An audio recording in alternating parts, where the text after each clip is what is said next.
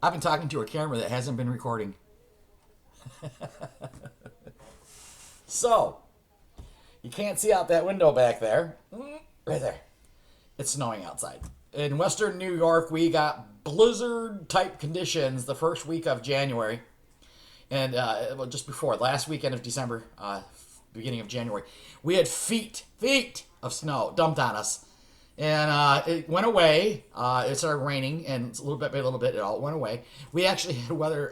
Some people said they got 60 the other day. We didn't get 60. We got maybe 50 something. But I was outside. It was beautiful. But it messes with your head because you're like, yay, spring's here. And then you're like, winter just started. We only had, like 2 storms so far. So, yeah, it messed up what a lot of people are going to be sad today. Because yesterday was like in the 40s, and I was outside walking around in my shorts again. But today, you can't see it. It's snowing. I went outside and looked at my car. It's got slush on it already. That was the forecast, though. So they said rain, sleet, snow. Possible all 3, depending upon how warm the atmosphere is right now. Same thing for tomorrow. Okay, so the clay, that thing right there, is a little planter, and it's made from real clay. My son and the grandkids got out of the dirt by the side of the creek, and they purified it down by put it through the screens, and then they poured off water, and they put in another water, and they kept doing that until they got it to cheesecloth, and they squeezed out all the water and ended up with a big ball of clay. He brought it over the other day and asked if I could make a planter because I have some air dry clay that I want from Hobby Lobby, and I've been making little bonsai type planters for him for some of the plants that he has, because he has hundreds of plants. That is going to go in the fire pit once it's dry. I had thought by mistake that I could put it in the fire pit today, but I was online looking at videos. I love looking at videos. And I saw the consensus is you can't put pottery into the fire pit until it's dry, because if there's moisture in the clay and it goes into a high heat, it'll explode. And I don't want to waste the clay that they work so hard to get. So that's going to have to sit there. It's only been sitting there for 2 days, and it's very wet still. So maybe next week sometime I'll be able to put it into a fire. We'll see. If we're not under a major several feet of snow and I can get to the fire pit, and that ends up, when it does get dry, I am going to build a fire in the fire pit and see if I can fire that and have a success. So that'll be up and coming. Been doing the slipper socks, the hats. I have a project out in the garage I'm working for. A friend from work gave me a rolling pin that has sentimental value to her. It's made of bird's eye maple. I don't really know wood, but I know that because that's one of my favorite. And anyway, the wood split apart on the rolling pin. There was several. It's like 3 pieces, slices that were glued and put together, and then they started to separate. And they had what happened was water got inside the handle and down the rod that the pin was on. The rolling pin was built on. And that rusted, and then that in turn caused the wood to warp. So I finally got it all apart, cleaned up the handle that goes all the way through the rolling pin, and I actually had to continue to split the rolling pin apart so I could clean up all the dried glue, sand the edges to get the warpage gone, and then re-glue it, re-clamp it, and that's in the process now. It looks like it might be a success, I'm hoping. So yeah, there's always stuff to do. It's funny because I said the other day, oh my God, it's such a beautiful day. There's nothing to do. And everybody was laughing because they, everybody knows on Facebook rather, that I'm constantly making things. And what I meant is I wanted to get out of the house, but I couldn't think of anywhere to go. I didn't have any money, so I couldn't go, shopping, whatever. So I just went out in the yard and did some stuff. But today, here we go. It's slushy, cold, whatever. Also, a topic I wanted to share. I'm going to show you all the clips about all the stuff I've been doing. But another thing I wanted to bring up was channels that I like on YouTube and why I like them.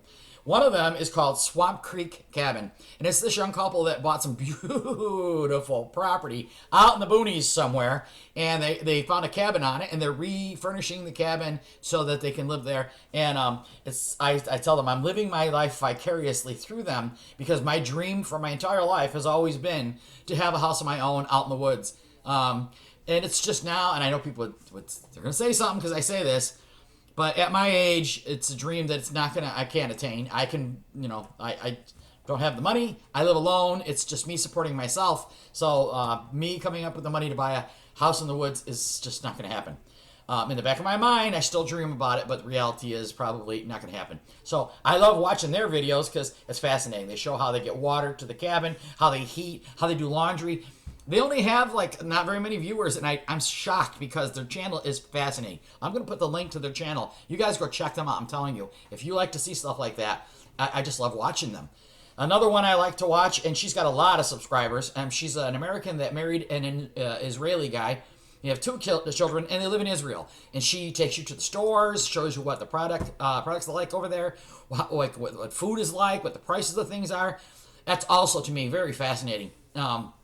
So I watch that channel. I'll put her link below too. Those are just two of the ones. I don't know. I guess it's voyeuristic, isn't it? That I like to watch other people's lives. I don't know what that says about me, other than the fact that I don't have one of my own. I just, when you live alone, you kind of, I think you go a little bit crazy. Maybe that's my problem. Anyway, watch my stuff, what I've been working on. Watch the links. Go check out the links I'm going to give you about these Swamp Creek Cabin, and I think it's Fully Living. Yeah, I think that's the name of it. Anyway, go watch them. And here we go with my air dry clay. I got a picture off the internet of some pots. There's my utensils for clay. It's gathered up over the years. And yeah, starting to make some air dry planters for my son to use with his hundreds and hundreds of plants he's got. But I made a couple.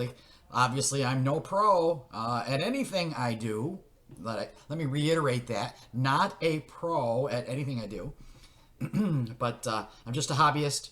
Someone who likes to try different stuff. So making these for my son. I'm sure there's people out there that can do way better. But yeah, I'm just a grandmother, like my channel says. Grandmother with a lot of interests, likes to try different things. So here's my little pots. Yes, they're not perfect, but I'm sure he's going to love them when I'm done with them. So I made them 3 so far. I think I got enough clay of that air dry clay to make a 4th one. But and then obviously they need to be cleaned up a little bit better than they are. I'm going to sand them down smoother. And once they get painted, I think they're going to look pretty awesome. The feet that are on there, there's you can't see it, but I put toothpicks through the bottom of the planter and into the actual feet, and then I covered over the top of where I put the toothpicks in, so they'll stay in there. One of them actually I forgot to do that with, and they fell off when they dried. So after they're painted, I'll use epoxy to put them back on. This is the clay from the side of the creek. You can tell it's a much different looking clay. So I'm hoping I can fire it. This is my birdhouse gourd. Finally dried, and I brought it in to wash it up and drill out the hole and clean out the inside. And I read that they said the dust from this is toxic, so I got my respirator on.